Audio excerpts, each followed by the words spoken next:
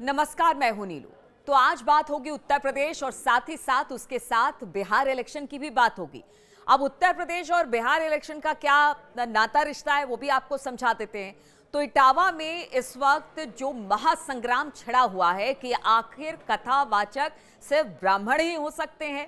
ये बात इसलिए क्योंकि इटावा में जिस तरह से एक यादव कथावाचक की पिटाई की गई, उसके बाद मामला बहुत तूल पकड़ा और कहा यह जा रहा है कि इस बार बिहार इलेक्शन में भी ये मामला खूब जोर पकड़ने वाला है।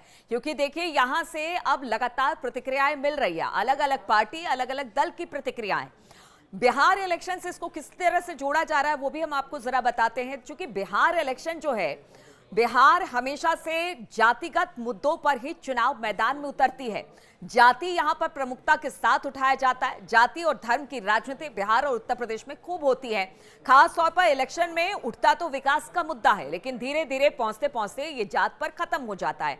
अब चूंकि अब यहां से अगर यादव का मुद्दा उठा है तो ये बिहार इलेक्शन तक तो जाएगा ही जाएगा। क्योंकि वहां की एक जो बड़ी पार्टी है, यानी कि आरजेडी जो है, वो यादवों की पार्टी उसे कहा जाता है। लालू प्रसाद यादव जो है उसके सुप्रीम लीडर हैं और उसके बाद तेजस्वी इस वक्त उसको लीड कर रहे हैं। अब देखिए, मुद्दा जाएगा तो सिर्फ यादव का मुद्दा नहीं रहेगा, बल्कि ये यादव, कुर्मी, ओबीसी, पिछड़ा, दलित, मुस्लिम, राजपूत, ब्राह्मण हर पर जाकर रुकेगा। अब ये मामला अगर बिहार इलेक्शन तक पहुंचता है तो हमने देखा कि किस तरह से तेजस्वी यादव ने पहले ही ऐलान कर दिया कि जो वक्फ संशोधन बिल लेकर आई है एनडीए और जिस तरह से उसको लेकर आया गया, उसका विरोध लगातार हो रहा है। उन्होंने कहा कि अगर बिहार में हमारी सरकार बनती है तो इस बिल को उठाकर कूड़े के डब्बे में फेंक दिया जाएगा। शुरुआत अब देखिए कि किस तरह से बिहार की राजनीति जो है वो जाति के साथ आगे बढ़ रही है, धर्म के साथ आगे बढ़ रही है। क्योंकि हिंदू मुसलमान एक बड़ा मुद्दा है। आरजेडी लगातार, अगर दलित, पिछड़ों और मुसलमानों की बात की जाए तो आरजेडी इसी की राजनीति वहां पर करती है। एमवाई के लिए लगातार जाना भी जाता है कि किस तरह से जो जातियां हैं उनको साधने की कोशिश हो रही है। दूसरी तरफ अगर बीजेपी की बात की जाए, राजपूत ब्राह्मण यानी सवर्ण जो हैं वो उसके पाले में है और लगातार उसको अब तक वोट भी देते आ रहे हैं। लेकिन हम आपको बता दें कि अब प्रशांत किशोर के आने के बाद ये समीकरण थोड़ा सा उलट पुलट हो गया है। इसलिए सवर्ण आयोग भी बना दिया गया।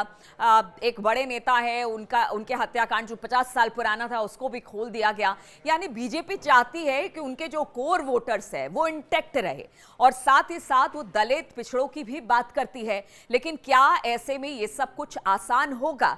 क्योंकि देखिए, अगर आरजेडी की बात की जाए तो आरजेडी इस वक्त अगर दलित, पिछड़ों की राजनीति करती है, मुसलमानों का एक मुश्त वोट बैंक उसके पास है। लेकिन हालांकि देखिए, अपनी छोटी छोटी पार्टियां बहुत सारी हैं, असुद्दीन ओवैसी भी आ गए हैं, कांग्रेस भी मुसलमानों को साधने की कोशिश कर रही है। तो मुकाबला जो है वो दिलचस्प होने वाला है। लेकिन जाति पाति, धर्म, इन सबको लेकर ही आगे बढ़ा जा रहा है।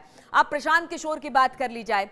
प्रशांत किशोर आते तो ब्राह्मण परिवार से हैं, लेकिन उन्होंने कोशिश की है कि राजपूतों को भी साधे। अभी पीछे 2024 में जब उपचुनाव 4 सीटों पर हुआ था तो प्रशांत किशोर का प्रदर्शन बहुत अच्छा नहीं रहा था, लेकिन उन्होंने बीजेपी के कोर वोटर्स के वोट बैंक में सेंधमारी जरूर की थी।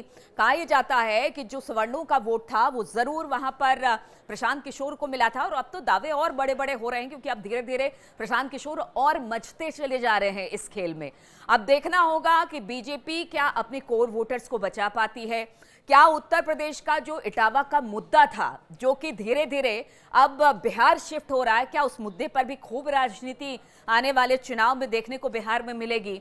और साथ ही साथ प्रशांत किशोर, आरजेडी या फिर बीजेपी, ये सब किस तरह से जातियों को साधने में कामयाब रहते हैं? और ओवैसी तो एक तड़का है ही जो कि मुस्लिम वोटों को अपनी तरफ खींचने की कोशिश कर रहे हैं। अब ऐसे में आप समझिए कि बिहार का चुनाव कितना दिलचस्प हो गया। शुरुआत तो हमेशा विकास से होती है, लेकिन रुकती कहां पर है? तो राजनीति रुकती है जाति और धर्म पर। क्या इस बार भी बिहार का चुनाव इसी जाति धर्म पर रुकने वाला है? हम देखेंगे जरूर और इस पर हमारी नजर लगातार बनी रहेगी।